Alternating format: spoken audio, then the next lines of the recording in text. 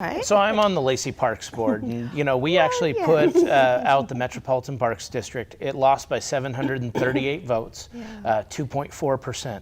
What that tells me is that the voters want us to go back to the drawing board, figure out what does work, and actually present it to them again.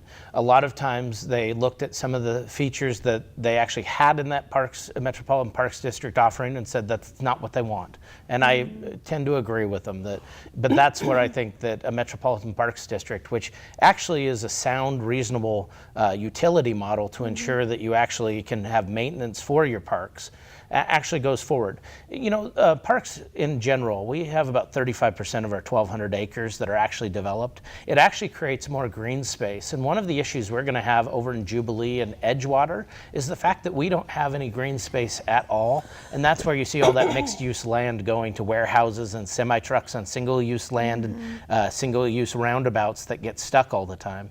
There are ways to where a Metropolitan Parks District actually can be really a boon for a community. It just depends on whether or not it's what the voters want. Are you going to do are you going to ask the question of the public again?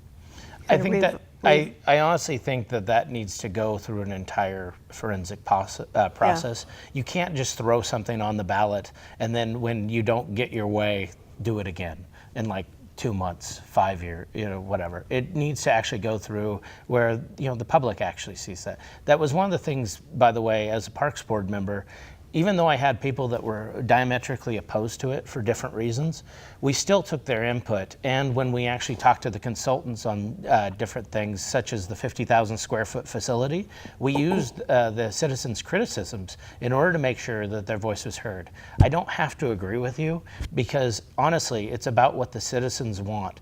And I think that that's one of the best things about Lacey. Not only are we one of the most diverse communities, we also are one of the most responsive in actually talking to people and hearing everybody out and not just sitting there and deciding for everybody else.